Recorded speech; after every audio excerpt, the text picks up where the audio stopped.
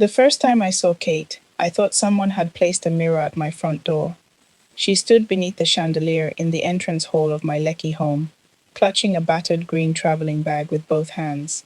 Her faded yellow dress hung loosely around her slender body, and her feet were covered in worn brown sandals. But I barely noticed her clothes. I was staring at her face, my face. She had my wide brown eyes, my pointed nose, my full lips, and the small dimple that appeared on my left cheek whenever I frowned. Even the slight arch of her eyebrows was the same as mine. The only obvious difference was her hair. Mine was styled in a sleek shoulder-length bob, while hers was woven into simple cornrows that looked several weeks old. She seemed just as shocked to see me. For several seconds, neither of us spoke. Behind her, Mrs. Harrison from the domestic staff agency cleared her throat. Madam Sophia, this is the girl I told you about. Her name is Kate Benson. She is hardworking, respectful, and very quiet. I continued staring.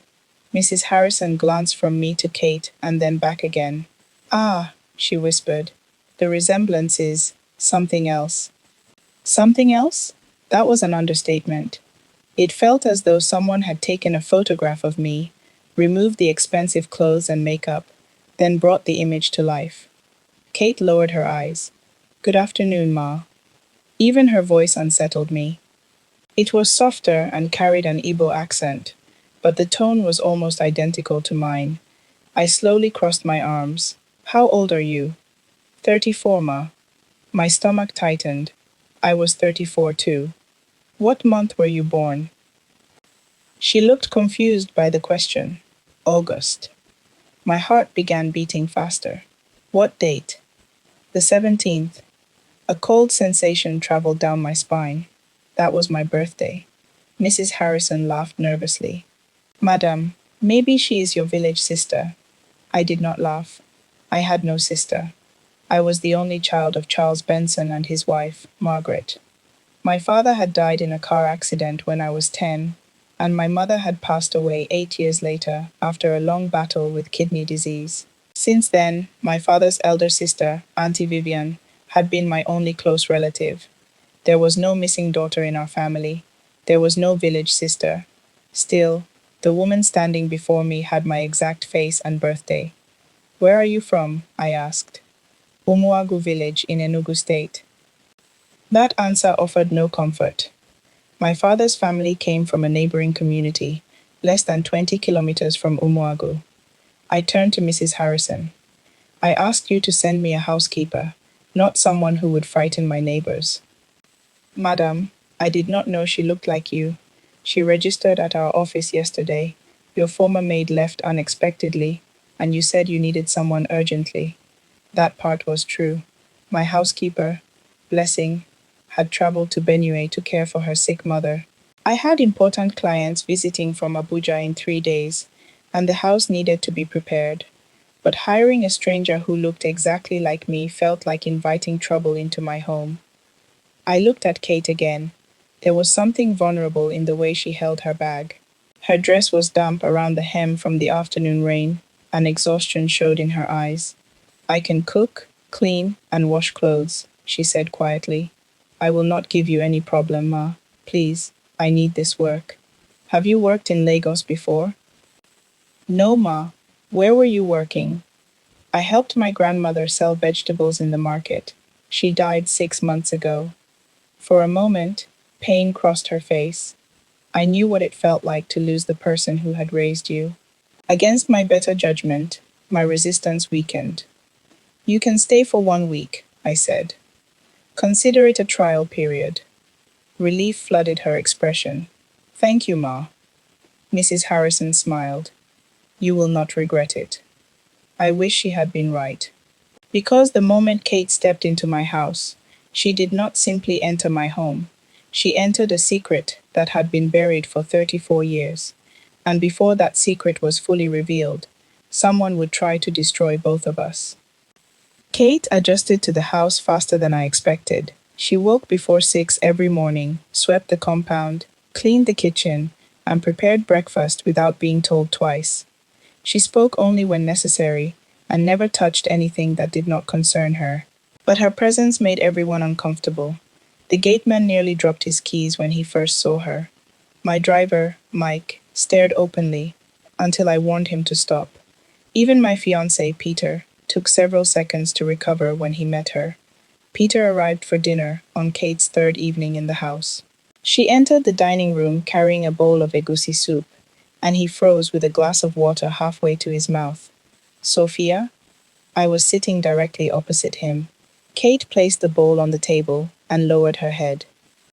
This is Kate, I explained, my new housekeeper. Peter looked from her to me. Is this a joke? No. Are you related? Apparently not. Kate quietly left the room. Peter leaned forward. She looks more like you than you look like yourself. That does not make sense. Neither does what I just saw. I tried to smile, but the situation was beginning to bother me more than I wanted to admit. That night, while Kate washed dishes downstairs, Peter followed me into the living room. Have you asked your aunt about this? No. Why not? Because Auntie Vivian will tell me to send her away immediately. Maybe you should. I turned sharply. Why?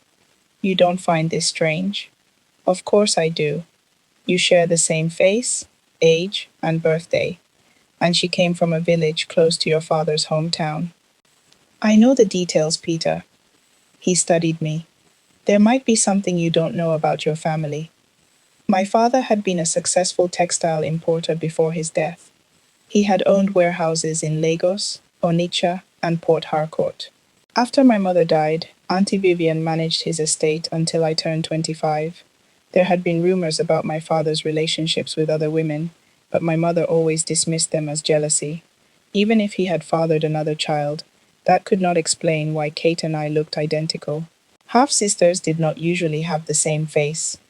After Peter left, I found Kate sitting alone in the kitchen, peeling beans. Can I ask you something? I said.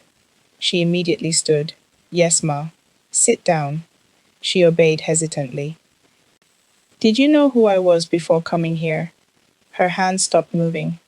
No, Ma. Are you sure? Yes. Have you seen my picture anywhere? She looked down at the bowl. Maybe in a magazine. Maybe? My grandmother used to buy old newspapers from the market. Sometimes your picture was inside. My company, Sofia Living, had designed hotels and luxury apartments across Nigeria. I had appeared in business magazines and on television several times.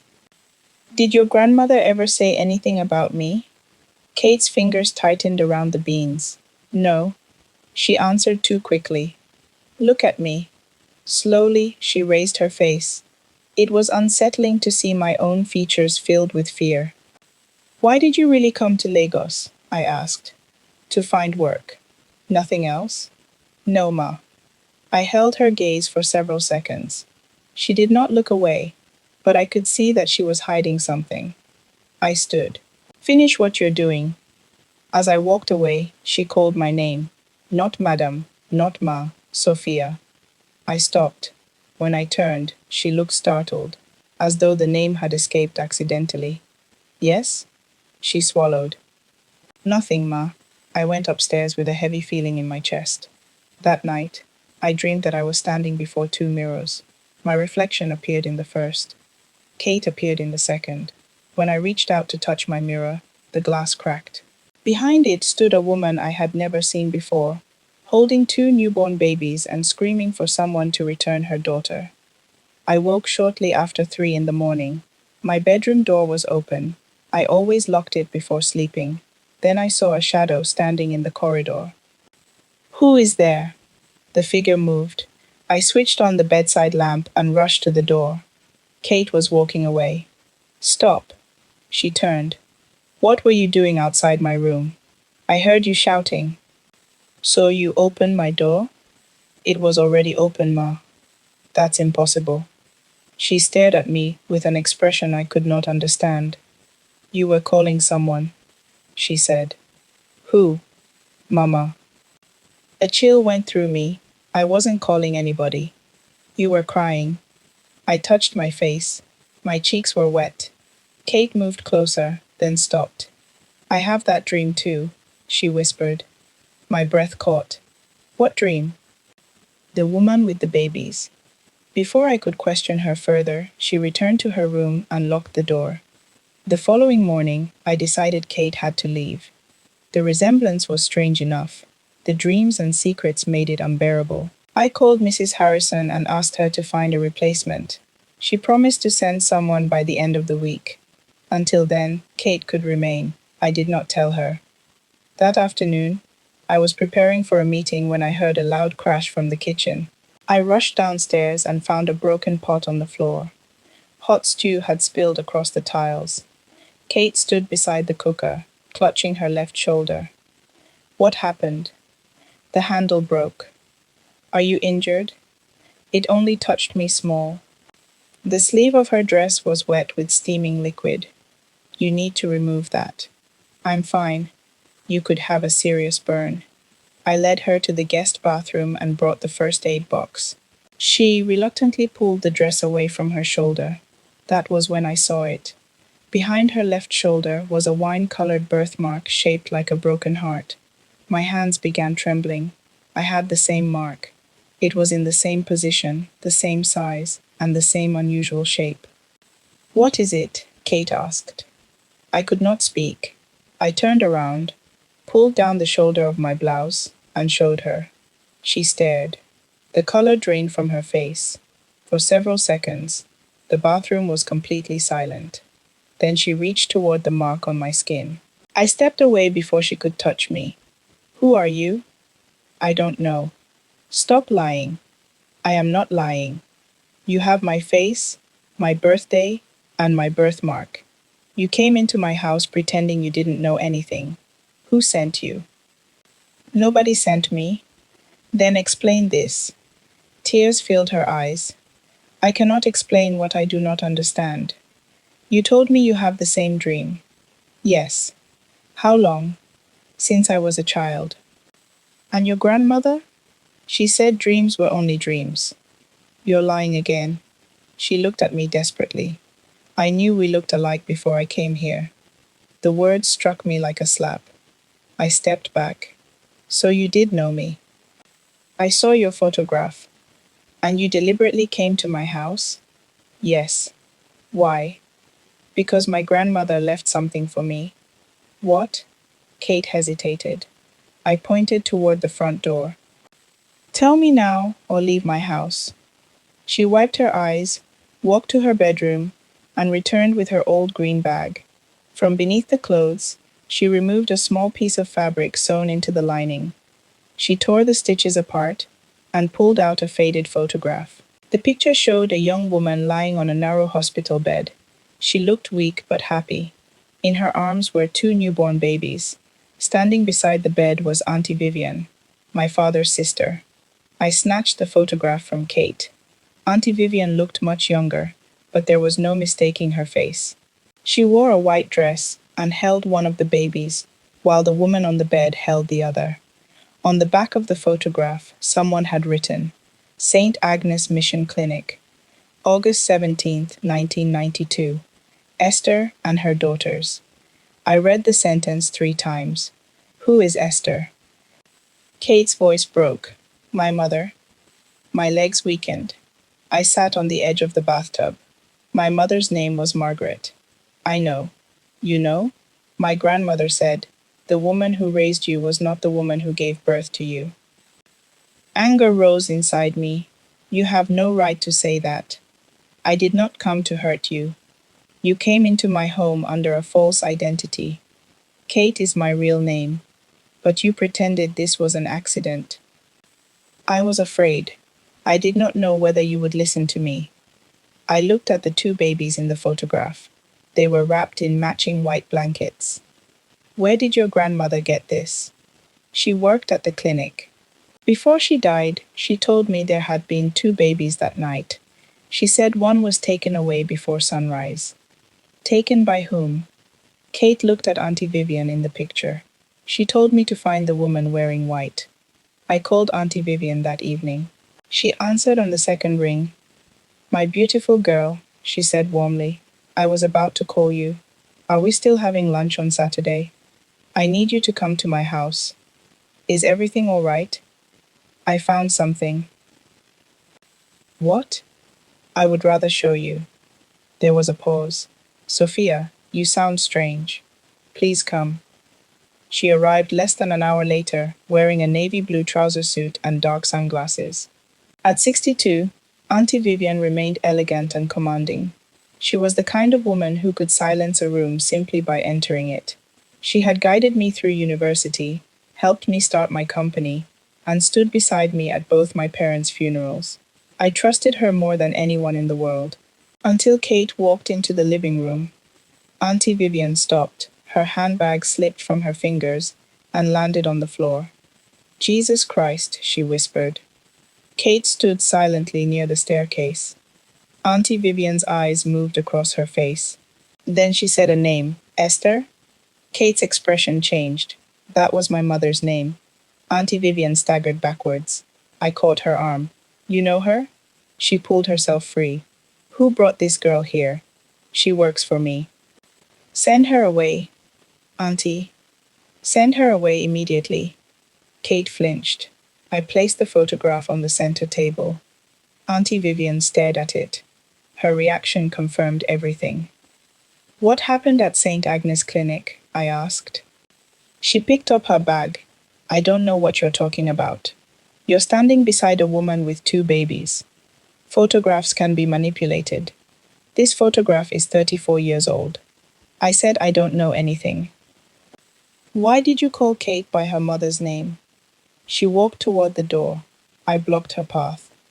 Were there two babies? Move. Am I one of those babies? Her face hardened. Your mother was Margaret Benson. Did she give birth to me? Margaret loved you. That isn't what I asked. Auntie Vivian's eyes glistened. For one moment, I thought she would finally tell me the truth. Instead, she slapped me. The sound echoed through the room. Kate gasped. I slowly touched my cheek. Auntie Vivian had never hit me before, not even as a child. You are allowing a stranger to poison your mind, she said. Everything you have, your education, your company, and this house, came from the Benson family. Do not destroy your life because of a village girl carrying an old photograph. Kate stepped forward. I am not trying to destroy her life. Auntie Vivian turned on her. You should have remained where you belonged. The words silenced all of us. Kate's face crumpled. What does that mean? I asked. Auntie Vivian realized her mistake. She opened the door. Before leaving, she looked directly at Kate. Take whatever money you were promised and disappear. Some doors were closed for a reason. After she drove away, I stood in the middle of the room, shaking. The woman I trusted most had looked at Kate with recognition and fear. Kate picked up her green bag. I will go. No. She stared at me. You were right, I continued. You came here for answers. And now? Now we find them together. The DNA clinic was in Victoria Island. We told the receptionist we needed a sibling test. She stared at our faces and asked whether we were joking. Samples were collected from the inside of our cheeks. We were told the results would take between 5 and 7 working days. Those were the longest days of my life. Kate continued working, though I told her she no longer needed to behave like my maid. She refused to stop. I cannot sit in your house doing nothing, she said. Our relationship may be different from what we thought. Until the result comes, you are still my employer. I noticed the bitterness beneath her words. We shared a face, but our lives could not have been more different. I had attended one of the best private schools in Lagos before studying architecture in London. Kate had left secondary school at 15 because her grandmother could no longer pay her fees. I owned a 6-bedroom home. She owned everything she had inside one damaged bag. One evening, I found her studying the framed photographs in the hallway. Most were pictures of my childhood, birthdays, holidays, and school ceremonies. She stopped in front of a photograph of me at the age of 7, smiling beside a large cake. What is it? I asked. She quickly turned away. Nothing. You can say it. She looked at the photograph again. My grandmother could not afford cake. The quiet pain in her voice made me uncomfortable. I'm sorry. It is not your fault. But the way she said it made me wonder whether she believed that. Did you have a happy childhood? I asked. She considered the question.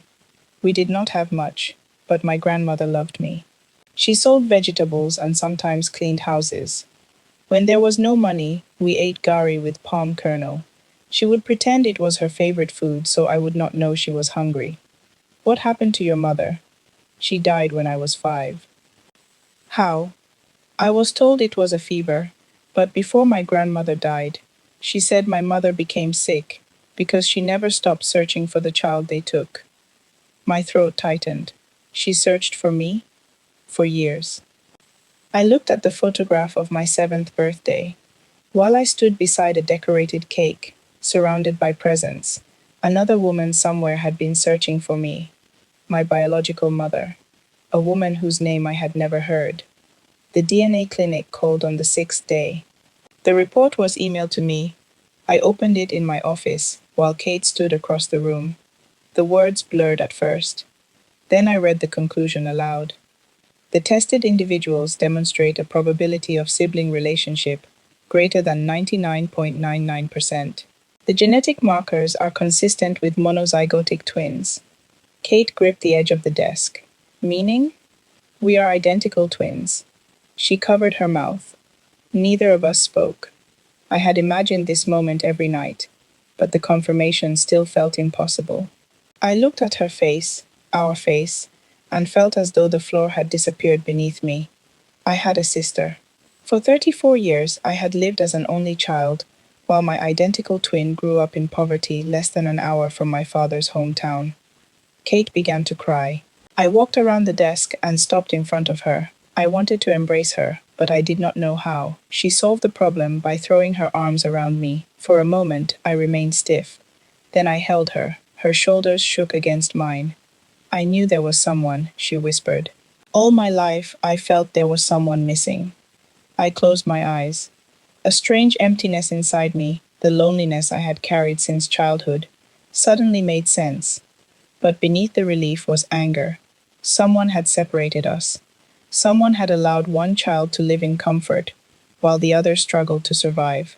And Auntie Vivienne knew exactly who had done it. That evening, Peter joined us at the house. He read the DNA report twice. This is unbelievable. I need to confront Auntie Vivienne, I said. Kate shook her head. She will deny it again. Then we go to the police. With what evidence? Peter asked. A photograph and a DNA test prove you are sisters. They do not prove your aunt committed a crime. We need someone who was at the clinic, I said. Kate became unusually quiet. I noticed. What else do you know? Nothing. Kate. She stood and moved toward the window. I followed her. You have been hiding things since the day you arrived.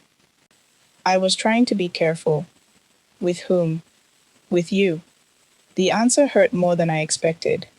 Why? Because you are one of them. One of whom? The Bensons. I didn't know you existed, but you benefited from what happened. Her words cut through me. I was a baby. I know. Do you? She wiped her eyes. My grandmother gave me more than the photograph. She gave me a letter. What letter? She said your father wrote it. My heart stopped. Where is it? I left it in the village. Why didn't you tell me? Because the letter says, Chief Ebuka discovered the truth before he died. The room became silent. I stared at her. My father knew? He knew there were two of us. Peter moved closer. What exactly did the letter say? Kate took a breath. My grandmother could not read English well, but a teacher read it to us. Your father said he had discovered that one of his daughters had been hidden from him. He promised to return for my mother and correct everything. What date was the letter? 3 days before his accident. My knees weakened. My father had died when a truck pushed his car off the Benin Ore road. The driver was never found. For years, we had accepted that it was a tragic accident. Now I wondered whether it had been an accident at all. Why didn't your grandmother take the letter to the police? She was afraid. After your father died, two men came to the village searching for it. She hid it inside the wall of our house. Who were the men? She did not know. But one wore a ring with the Benson family emblem. Auntie Vivian wore that ring every day. We're going to Umuagu, I said. Peter checked the time. Not tonight. Tomorrow morning. Kate shook her head. My grandmother's house has been empty for months. Someone may have searched it already. Then we should have gone sooner. She looked ashamed. I did not know whether you would believe me. I picked up my phone and called Mike. Prepare the car. We leave for Enugu at 6 tomorrow morning. Before ending the call, I noticed an unfamiliar vehicle parked across the street. A black SUV. Its lights were off, but someone was sitting behind the steering wheel. When I moved closer to the window, the vehicle drove away. We were being watched. The journey to Umuagu took almost 8 hours. Peter insisted on coming with us. Mike drove while Kate and I sat in the back seat.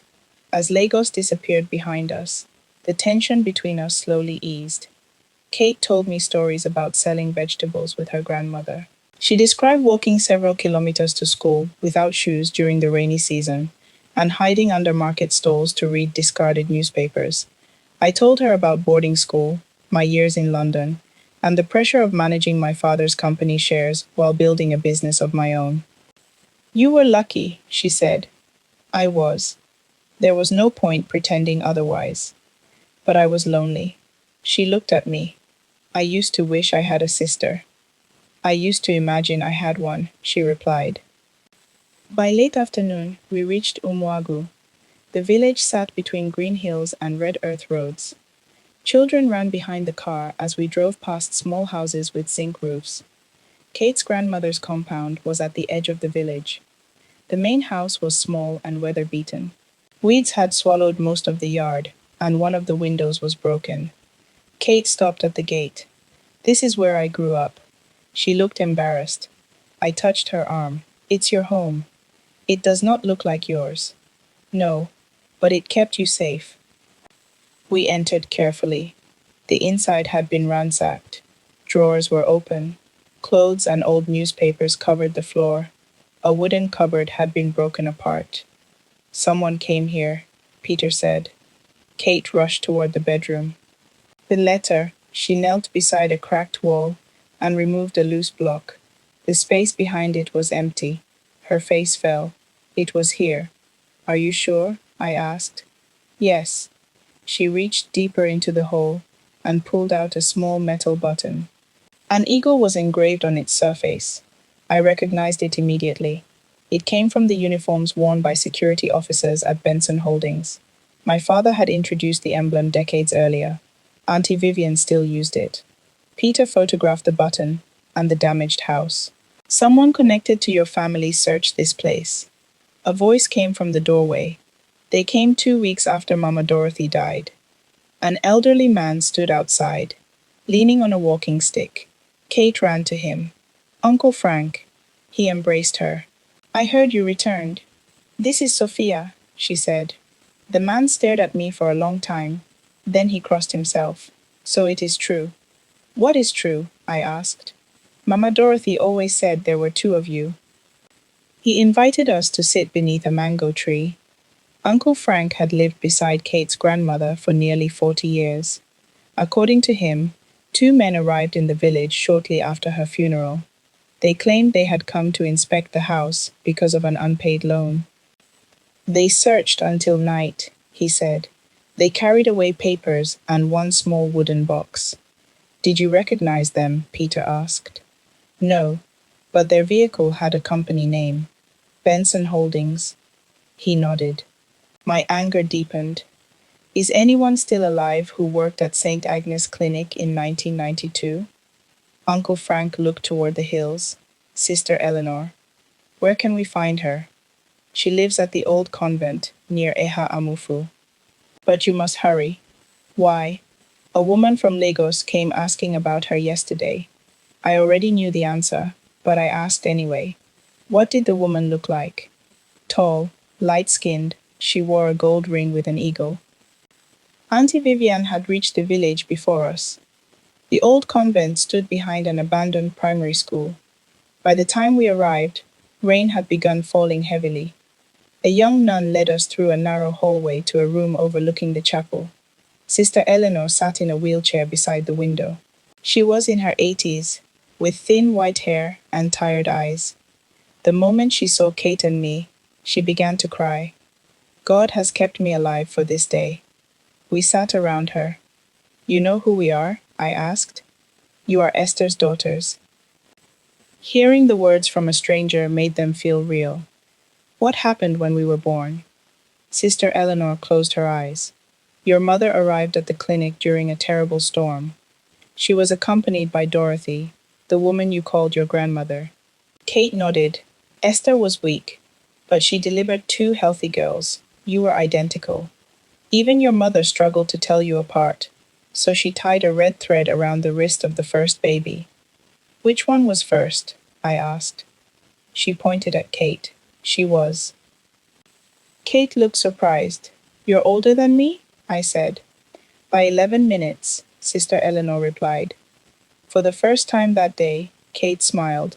Then Sister Eleanor's expression darkened. Chief Ibuka was not present. His sister Vivian came shortly after the delivery. What did she want? She said Chief Ibuka could not be associated with Esther. He was married to Margaret, and their family's reputation would be destroyed if people learned he had fathered children with another woman. Did my father know about the pregnancy? Yes.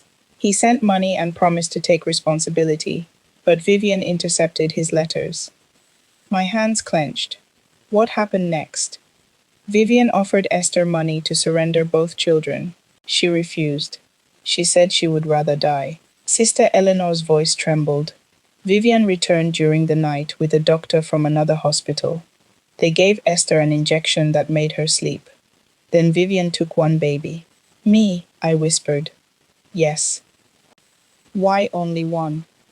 Margaret desperately wanted a child. Vivian believed giving her one of the babies would protect her brother's marriage. She instructed us to tell Esther that the second child had stopped breathing. Kate covered her mouth. My mother believed Sofia was dead. For a time. But Dorothy saw Vivian leaving with the baby. She confronted me. I was frightened and denied everything. Why didn't you stop them? I demanded. Shame filled the old woman's face. Vivian paid the clinic's debts. She threatened to have us closed down. I was young and afraid. You helped steal me.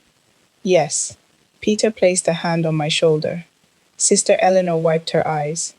Dorothy eventually told Esther what she had seen. Your mother spent years searching. She wrote letters to Chief Ibuka, but Vivian intercepted most of them. And the letter from my father? One reached him. He came here secretly when the girls were 10. That was the year he died. He demanded the truth, Sister Eleanor continued. I confessed. He was devastated. He wrote a letter to Dorothy, promising to return with lawyers.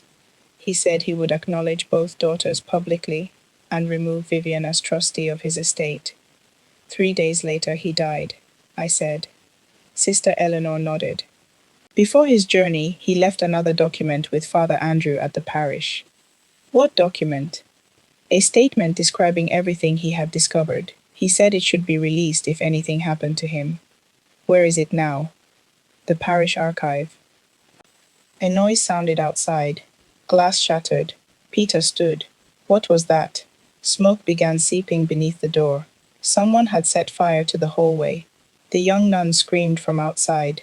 Peter rushed to the door, but flames were already climbing the curtains at the end of the corridor. Take Sister Eleanor, he shouted. Kate pushed the wheelchair, while I helped clear the doorway. We moved toward a side exit, as smoke filled the building. A masked man appeared at the bottom of the stairs. He held a metal bar. Peter charged at him. They crashed against the wall. The man struck Peter's shoulder, but Peter grabbed his mask and pulled it away. I recognized him. His name was Augustine. He was Auntie Vivian's personal driver. Augustine saw my face and froze. That moment of hesitation allowed Peter to punch him. Augustine fell, scrambled to his feet, and escaped through a broken window. We carried Sister Eleanor into the rain, moments before part of the hallway ceiling collapsed. As villagers rushed toward the convent, I stared at the flames. Auntie Vivian was no longer merely hiding a family secret. She was willing to kill to protect it. Father Andrew had died years earlier, but the parish archive remained intact. The following morning, the current priest helped us search through boxes of old records.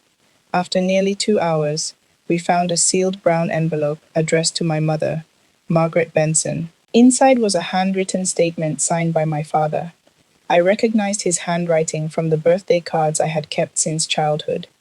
The letter explained that he had recently discovered Esther had delivered twin daughters. One child, Kate, had remained with her mother. The other had been taken and raised as Sophia. He wrote that Margaret had not known I was stolen. Vivian had told her I was the abandoned child of a distant relative. My father planned to reunite the twins, compensate Esther, and rewrite his will to provide equally for both daughters. The final paragraph made my hands tremble. If I die before correcting this injustice, investigate my sister, Vivian Benson. She has threatened that exposing the truth will destroy all of us. Attached to the statement was a copy of a new will. It named Kate and me as equal beneficiaries of my father's estate. It also removed Auntie Vivian as trustee. This is evidence, Peter said. It is more than evidence, I replied. It is motive. After my father's death, Auntie Vivian had controlled the estate for 15 years. During that period, several warehouses were sold, company accounts disappeared, and large investments failed without explanation. I had never questioned her. She always told me she was protecting what remained of my inheritance. Now I wondered how much she had stolen. We took the documents to a lawyer in Enugu and made certified copies. The original was placed in a bank vault. By evening, we were on the road back to Lagos. Kate stared through the window for most of the journey. "What are you thinking?" I asked. "That our father knew about me." "Our father," I repeated. The words felt unfamiliar but right. "He was coming for us," she said. "Yes. Do you think he would have loved me?" I reached for her hand. "He wrote your name into his will. He was trying to bring you home." Tears slipped down her face. I hated him for years. I thought he abandoned my mother. He failed her for a long time, but he was trying to correct it. Too late. "Yes," I said softly. "Too late." When we reached Lagos, the front gate of my house was open. The security post was empty. Inside, drawers had been pulled out, furniture overturned, and paintings removed from the walls. My office safe was open. A woman's scream came from upstairs. We ran toward the staircase. My former housekeeper, Blessing, was lying on the floor outside my bedroom. Blood trickled from a wound on her forehead. "Blessing." She opened her eyes weakly. "They forced me to call you," she whispered. "Who?" "Your aunt's driver." My phone rang. Auntie Vivian's name appeared on the screen. I answered. "Welcome home," she said. "Where are you?" "Bring the original document to the old Benson textile warehouse in Apapa. You will never get it." "Then your sister will die." I turned. Kate was no longer behind me. Her green traveling bag lay near the front door. "Where is she?" "Some doors should remain closed, Sophia. Your father refused to understand that. Do not repeat his mistake." The call ended. I wanted to call the police immediately, but Peter stopped me. "She will be expecting that." "I cannot do nothing." "We won't do nothing, but we need a plan." Blessing had seen Augustine and another man enter the house. They had forced her to send Kate a message claiming I needed help upstairs. When Kate entered the room, they overpowered her. Before calling the police, we copied the letter onto several phones and sent it to my lawyer. Peter also forwarded it to a journalist he trusted. Even if Auntie Vivian destroyed the original, the truth could no longer disappear. Then an unfamiliar number sent me a photograph. Kate was tied to a chair inside the old warehouse. Beneath it was a message: "Come alone by midnight." Bring the documents. Peter examined the photograph. She is wearing your white blouse. She borrowed it for the journey, and your hair is almost the same now. Before leaving Umuagu, Kate had removed her cornrows and styled her natural hair into a low bun. From a distance, we looked indistinguishable. An idea formed. What if Vivian believes she is speaking to Kate when she is actually speaking to me? Peter understood immediately. The old Benson warehouse had several entrances and an abandoned office block connected to the main building. I knew its layout from childhood visits with my father. The police agreed to position officers outside while I entered wearing a hidden recording device. At 11:30, I arrived at the warehouse alone. At least, that was what Vivian believed.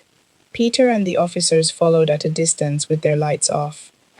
The gate was partly open. Inside, the building smelled of dust, rust, and engine oil. A single light burned in the main storage area. Kate sat beneath it, tied to a metal chair. A bruise darkened her cheek. Auntie Vivian stood behind her with a gun. Augustine and another man guarded the entrance. Put the envelope on the floor, Vivian ordered. I obeyed. Kick it toward me. I did. She picked it up and opened it. These are copies. The original is safe. Her face twisted. You always were stubborn. Why did you do it? I protected our family. You stole a baby. I saved you. From what? From poverty. Look at the life you have lived. Look at her. She gestured toward Kate. She grew up selling vegetables beside a dirty road. You studied abroad. You became successful. Everything good in your life came from the decision I made. You separated two children from their mother. Esther would have ruined Ebuka. Margaret was his legal wife. The Benson name would have become a scandal. So you told my mother her child was dead. She had one child. That should have been enough. Kate's eyes filled with rage. You had no right. Vivian pressed the gun against her head. Be quiet. I took a step forward. Did you kill my father? For the first time, Vivian looked uncertain. He killed himself with his foolishness. What does that mean? He wanted to confess everything. He planned to give half the estate to a girl he had never met. After everything I had done to protect the family, he wanted to remove me. So you arranged the accident. He was warned not to travel. My hidden recorder captured every word. You had his car pushed off the road. I told Augustine's brother to frighten him. The road was wet. Things went further than expected. Kate gasped. Auntie Vivian's face hardened. It no longer matters. Ebuka is dead. Margaret is dead. Esther is dead. And by morning, everyone will believe Sophia Benson was killed by the unstable village woman who claimed to be her sister. Her plan became clear. She intended to kill me and frame Kate. Then she would kill Kate while pretending to stop her from escaping. You won't succeed, I said. Vivian smiled. The police will find her fingerprints throughout your house. They will learn she lied to gain employment. They will hear that she resented your wealth. It is the perfect story. Except I am not Sophia. Vivian's smile disappeared. Kate and I stared at each other. She understood. I had entered wearing the simple dress she had worn during our first meeting. I had removed my jewelry and makeup. In the poor warehouse lighting, Vivian assumed I was Sophia because she expected Sophia to arrive. But doubt now entered her eyes. Stop playing games. I spoke in Kate's softer accent. Sophia is not here. Vivian moved the gun from Kate's head and pointed it at me. Which one are you? The lights went out. Peter had reached the electrical switch. In the darkness, Kate threw herself sideways, knocking the chair into Vivian's legs. The gun fired. I dropped to the floor. Augustine shouted. Police officers entered through the side doors. Drop your weapons. Another shot exploded. Metal crashed against concrete. Emergency lights flickered on. Vivian was running toward the rear exit. Kate remained tied to the fallen chair. I rushed to her and loosened the rope. Are you hurt? I'm fine. Go. Vivian disappeared into the old office section. I followed before anyone could stop me. She climbed the rusted staircase leading to the manager's office. Rain hammered the broken roof. Auntie Vivian. She turned at the top. Stay away. Give me the gun. You ungrateful child.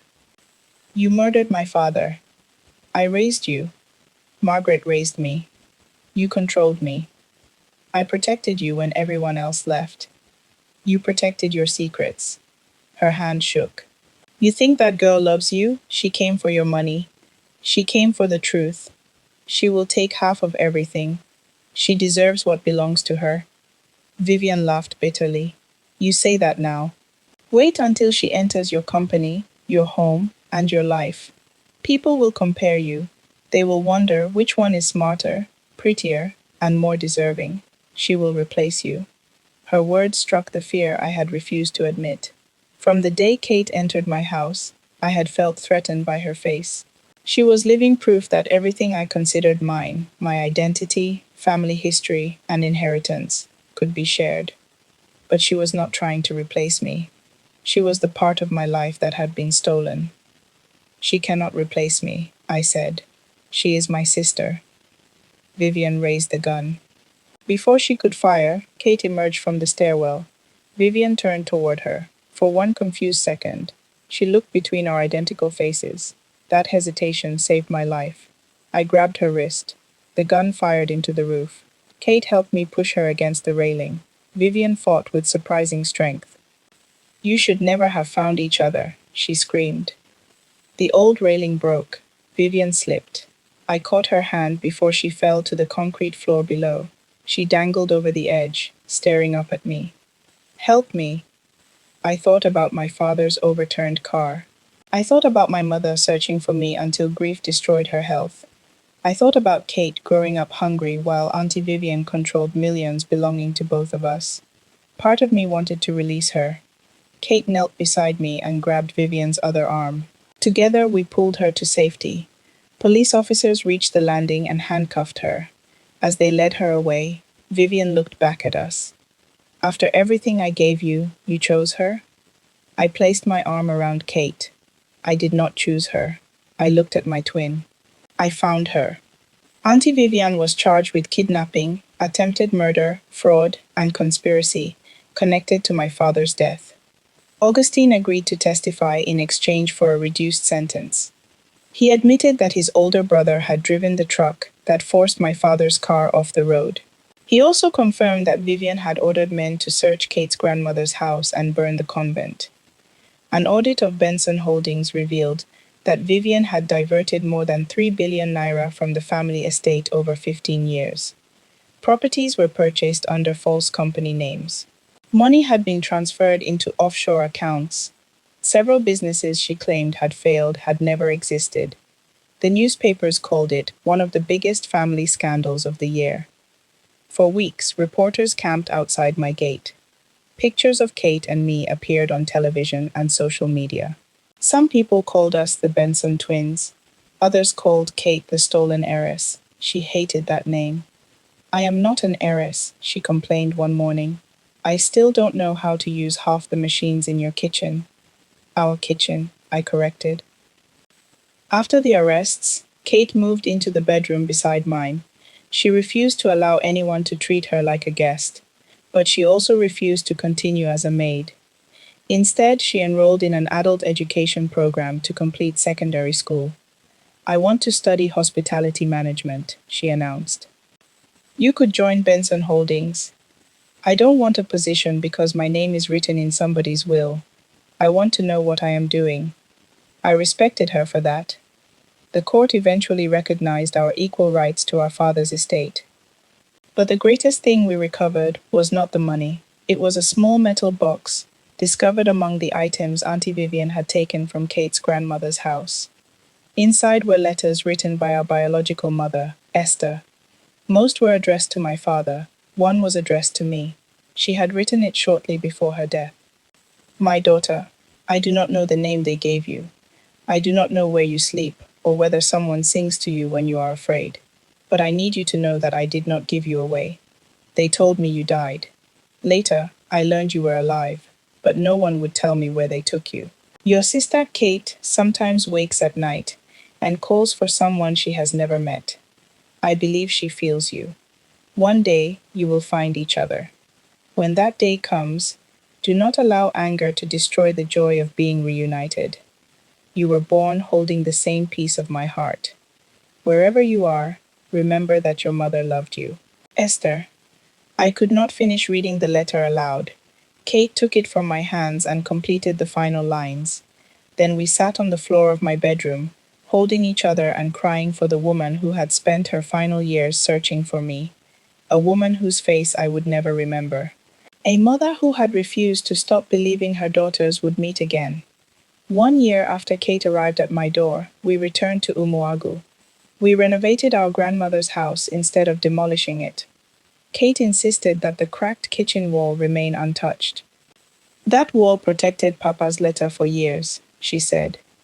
Beside the house, we opened the Esther Center for Girls, offering scholarships and vocational training to young women from rural communities. Sister Eleanor attended the opening ceremony in her wheelchair. She apologized publicly for her role in separating us. Kate forgave her before I did. Peter and I married 3 months later. Kate stood beside me as my maid of honor. She joked that she had finally become a maid again, though this time she wore a gold dress and carried flowers instead of a broom. During the reception, she gave a speech. When I entered my sister's house, I carried everything I owned inside one old green bag. I thought I had come to collect answers. I did not know I was walking into a home that had been waiting for me. She turned toward me. We were born 11 minutes apart, but life placed 34 years between us. Somehow, we still found our way back. There was not a dry eye in the hall. Months later, Kate became operations director of the Esther Center while completing her degree. She never developed my love for high heels, and I never learned to bargain in the market as confidently as she did. She liked spicy food. I could barely tolerate pepper. She woke before sunrise. I hated mornings. Our faces were identical, but we were not copies of each other. We were two different women connected by something stronger than resemblance. Sometimes strangers still confused us. One morning, Peter entered the kitchen and kissed Kate on the forehead while she was making tea. The cup nearly fell from her hand. Peter jumped backwards in horror. I laughed until my stomach hurt. "This is not funny," he protested. Kate wiped her forehead dramatically. "Brother Peter, next time confirm before you greet somebody's wife." After that, she began wearing a red bracelet whenever Peter visited. Despite the laughter, there were difficult moments. Kate sometimes struggled with the attention and sudden wealth. She worried people only respected her because of the Benson name. I struggled with guilt. Whenever she described the opportunities she had lost, I felt ashamed of the life I had enjoyed. One night, I apologized again. She shook her head. "You did not steal me. But I lived the life that should have belonged to both of us. And now we share what is left." She took my hand. Mama said we were born holding the same piece of her heart. A heart is not useful when you divide it with bitterness. Her wisdom often surprised me. Perhaps hardship had taught her lessons money could never buy. Auntie Vivian was sentenced to 28 years in prison. I visited her once. She looked smaller without her expensive clothes, jewelry, and commanding voice. For a long time, we sat across from each other without speaking. Finally, she asked, "Did Kate come?" "No. She hates me. She is trying to heal. And you?" "I don't know what I feel." Vivian looked down at her hands. "I loved you, Sophia. Maybe you did. I gave you everything. You also took everything from her. I thought I was protecting the family. You were protecting the version of the family that gave you power." Tears appeared in her eyes. "I never expected your father to die, but you created the situation that killed him." She had no answer. Before leaving, I placed a copy of Esther's letter on the table. My mother believed Kate and I would find each other. Vivian stared at the page. She was always stubborn. So are her daughters. I stood. At the door, Vivian called my name. "Do you forgive me?" I looked back. I no longer want revenge.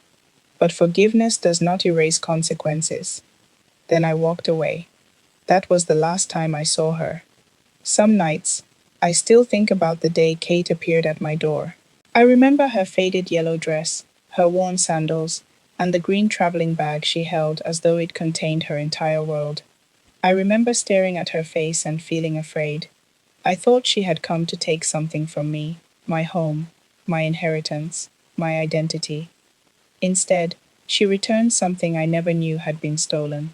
A part of myself. There are photographs of us throughout the house now. Two girls with the same eyes. Two women with different stories. Two sisters carrying matching birthmarks behind their left shoulders. Whenever people ask how we met, Kate smiles and tells them she applied for a job as a maid.